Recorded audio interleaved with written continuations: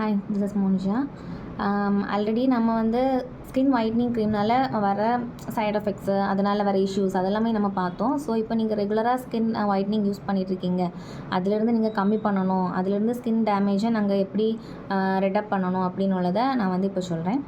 First நீங்கள் ரெகுலராக use பண்ணிகிட்ருக்கீங்கன்னா அதை வந்து கிராஜுவலாக கம்மி பண்ணுங்கள். டெய்லி யூஸ் பண்ணுறதுக்கு பதிலாக ஒரு நாள் விட்டு விட்டு ஆல்டர் டேஸில் வந்து யூஸ் பண்ண பாருங்கள். அதுக்கப்புறமா கொஞ்சம் கொஞ்சமாக வீக்லி ட்வைஸ் அந்த மாதிரி யூஸ் பண்ண பாருங்கள். அதுக்கப்புறமா நீங்கள் ஒயிட்னிங் க்ரீம் வந்து மோஸ்ட்லி நைட் தான் யூஸ் பண்ணுறது மாதிரி இருக்கும். மார்னிங் டைம் யூஸ் பண்ண மாட்டீங்க. அப்போ நைட் டைமில் யூஸ் பண்ணுறீங்கன்னா மார்னிங் டைமில் மாய்ஸ்சரைசரும் சன்ஸ்க்ரீனும் யூஸ் பண்ணுறதுக்கு மறக்காதீங்க. வீட்டில் இருந்தாலும் மாய்ஸ்சரைசர் யூஸ் பண்ணுங்கள். வெளியே போகிறதா இருந்தீங்கன்னா சன்ஸ்க்ரீன் உங்கள் ஸ்கின் டைப்புக்கு செட் ஆகுறது மாதிரியான சன்ஸ்க்ரீன் வந்து நீங்கள் யூஸ் பண்ணுங்கள். அதுவே நம்மளோட ஸ்கின்னை வந்து அந்த சன் எக்ஸ்போஷர் வந்து இது பண்ணும். ஏன்னா நம்ம ஒயிட்னிங் க்ரீம் யூஸ் பண்ணும்போது ஸ்கின் ரொம்ப தின்னாகும், ரொம்ப ஜென்டிலாக இருக்கும். அப்போ அந்த டைமில் வந்து நமக்கு ஹார்ஷான சன் எக்ஸ்போசர் எல்லாம் அதை அப்சர்வ் பண்ண முடியாது. அப்போ அதை ப்ரொடெக்ட் பண்ணுறதுக்கு சன்ஸ்க்ரீன் வந்து ரொம்ப மஸ்டாட்டு யூஸ் பண்ணுங்கள். அதுக்கப்புறமா இப்போ நைட் டைமில் நீங்கள் இது யூஸ் பண்ணும்போது ஸ்கின் ஒயிட்னிங் க்ரீம் யூஸ் பண்ணுறீங்கன்னா இந்த ஒரு மெத்தடை வந்து ட்ரை பண்ணி பாருங்கள். அந்த ஒரு டிரான்ஸ்பரண்டான ஒரு மாய்ஸ்சரைசரை வந்து ஜஸ்ட்டு ஃபேஸில் அப்ளை பண்ணிவிட்டு அது இதானதுக்கப்புறம் அதுக்கு மேலே வந்து அந்த ஸ்கின் ஒயிட்னிங் க்ரீம் யூஸ் பண்ணி பாருங்கள். அது யூஸ் பண்ணும்போது நமக்கு டேரெக்டாக நம்மளோட ஸ்கின்னில் வந்து அட்டாக் ஆகாது.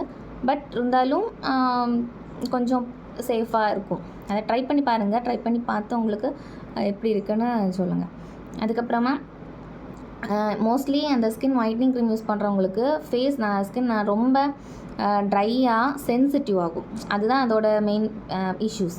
அப்போ நீங்கள் அந்த சென்சிட்டிவ் அண்ட் ட்ரை ஸ்கின்னுக்கு ஏற்ற மாதிரியான மாய்ஸ்சரைசர் வந்து ட்ரை பண்ணுறது நல்லது. நான் வந்து ஒரு வீடியோவில் சொல்லியிருப்பேன் சென்சிட்டிவ் அண்ட் ட்ரை ஸ்கின்னுக்கு எந்த மாதிரியான மாய்ஸ்சரைசர் நல்லதுன்னு. ஸோ அதை பார்த்திங்கன்னா தெரியும். அந்த மாதிரியான sunscreen, cream based sunscreen use பண்ணுறது வந்து கொஞ்சம் கூட நமக்கு ஸ்கின்னுக்கு நல்லது. அதுக்கப்புறமா நீங்கள் ஸ்கின்னுக்கு வந்து ஜென்டிலான ஒரு ஆயில் மசாஜ், இந்த ஆலிவ் ஆயில் அந்த மாதிரியான ஆயில் மசாஜ் வந்து மார்னிங் டைமில் நீங்கள் ஃப்ரீ டைமில் ஒரு வீக்லி ஒன்ஸ் அந்த மாதிரி வந்து ஜென்டிலாக கொடுக்குறதுமே ஸ்கின்னை வந்து ப்ரொடெக்ட் பண்ணுறேன். அப்படி கொஞ்சம் கொஞ்சமாக தான் நம்மளோட ஸ்கின்னை வந்து பழைய நிலைமைக்கு வந்து அதுவும் அந்த ஸ்கின் ஒயிட்னிங் யூஸ் பண்ணுறதுனால உள்ள சைட் எஃபெக்டை அஃபெக்ட் பண்ணாமல் அப்படி கொண்டு வர முடியும். உடனே எல்லாம் நம்மளால் ஸ்கின்னை வந்து பழைய டெக்ஸ்டருக்கெல்லாம் கொண்டு வர முடியாது. ஏன்னா நான் சொன்ன மாதிரி அந்த ஸ்கின் ஒயிட்னிங் யூஸ் பண்ணுறதுனால நம்மளோட ஸ்கின்னில் நிறைய டேமேஜஸ் இருக்கும்.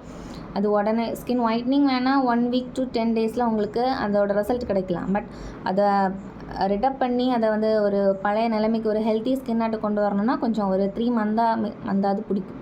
3 month வேணும்.